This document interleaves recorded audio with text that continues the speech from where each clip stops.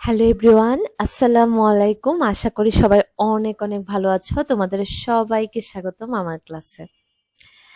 আমরা গত ক্লাসে দেখেছিলাম যে বাইনারি সংখ্যাকে কিভাবে অক্টাল সংখ্যায় রূপান্তর করা হয়, কিন্তু ওইটা আমরা পূর্ণ সংখ্যার ক্ষেত্রে দেখেছি, তাই তো? আজকে আমরা দেখব হচ্ছে বাইনারি সংখ্যাটিকে কিভাবে অক্টালে রূপান্তর করা হয়, কিন্তু সেটা রেডিক্স পয়েন্ট মানে দশমিকের ক্ষেত্রে কিভাবে করা হয়। আচ্ছা, তো আমরা এই ফার্স্টে এই বাইনারি সংখ্যাটাকে আরেকবার লিখে ফেলে সুন্দর করে 110,101.11। ওকে, ফাইন। এখানে তো আমরা রাফ তো এই গত ক্লাসে দেখেছি কিভাবে করতে হয়, 3 বিট করে। যখনই আমাদের বাইনারি থেকে অক্টালে রূপান্তর করতে হবে তখনই আমরা 3 বিট করে ভাঙাবো। আর যদি বলতো হেক্সাডেসিমেলে তাহলে আমরা 4 বিট করে ভাঙাবো। ওইটা আমরা পরবর্তীতে দেখব। আচ্ছা, এখন আমরা হচ্ছে এই যে আমাদের দশমিকটা আছে, রেডিক্স পয়েন্ট আছে, ওই জায়গাতে আমরা পয়েন্টটা দিয়ে দিই। ঠিক আছে, এবার যে কাজটা আমরা করব 3 বিট করে ভাঙাতে হবে। তাহলে আমি দশমিকের এই পাশ থেকে এখান থেকে 3 বিট করে ভাঙাবো, এই জায়গা থেকে 3 বিট করে ভাঙাবো। আবার ফার্স্ট থেকে ধরবো, ডান থেকে এই পাশে হচ্ছে 3 বিট করে ভাঙাবো। এখন 3 বিট করে ভাঙিয়ে দেখলাম যে আমি এখানে 2 বিট, তাহলে আরেকটা কি করব, 0 দিয়ে ফিল আপ করবো। ঠিক আছে, এখন আমি যে জিনিসটা করতে পারি, এখানে রাফে আমি জানি 1-এর ডবল হচ্ছে 2, 2-এর ডবল 4। তাহলে ফার্স্টে এই দশমিকের এই পাশের গুলা লিখে ফেলি 110। 110 মানে 4-এর নিচে 1, 2-এর নিচে 1 আছে, তার মানে কত, 6। 4-এ 2 6, 6। তারপরে এটা যদি ধরি আমি 101, তাহলে 4-এর নিচ বরাবর 1 আর 1-এর নিচ বরাবর 1, তাহলে 4 আর 1 যোগ করলে কত হয়, 5, তাই তো? তাহলে 5 লিখে ফেলি। আর তারপরে আরেকটা সংখ্যা কি আছে, 110।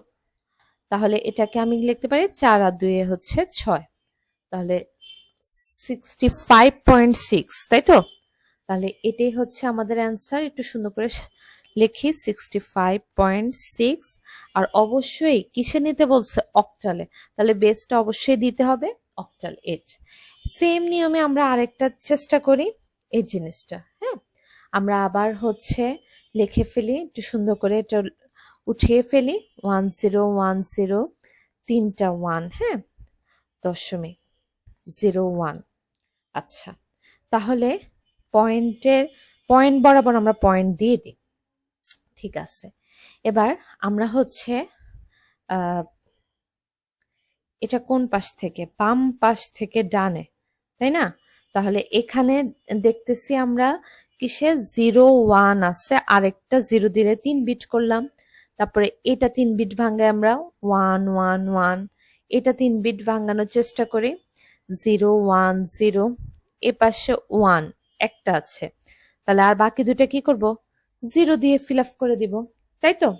আচ্ছা, এখন যে জিনিসটা করি, আবার হচ্ছে 1-এর ডবল হচ্ছে 2, 2-এর ডবল 4, এটা হচ্ছে আমাদের ট্রিক্স, আমরা জানি। তাহলে হচ্ছে পয়েন্টের নিচে আমরা পয়েন্ট দিয়ে দিতে পারি।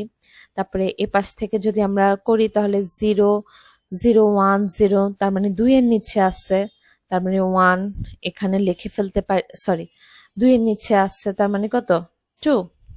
তাহলে 2 2 লিখতে পারি আমরা 2।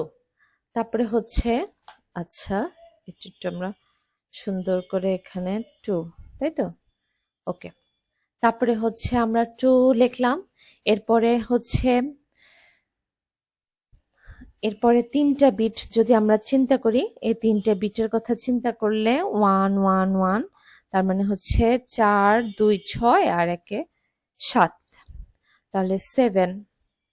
তারপরে পরেরটা কি, এই 3টা বিট যদি আমরা চিন্তা করি 010, তাহলে হচ্ছে এটা 2-এর নিচে আছে, তার মানে 2, 2। তারপরে 001 মানে কত, এই 001 মানে হচ্ছে কত, ওয়ান, ওয়ান। আচ্ছা, তাহলে আমরা কত পেয়েছি? একটু সুন্দর করে লিখি, 0.127.2 আর অক্টালে বেসটা দিয়ে দিই। আচ্ছা, এই নিয়মে আমরা আরেকটাও দেখতে পারি, আরেকটা দেখি, সেটা হচ্ছে 0.1011, এটা আছে। এখন আমাদের দশমিকের কিন্তু এই পাশে কোনো কিছু নাই, আমাদের আছে কোথায়?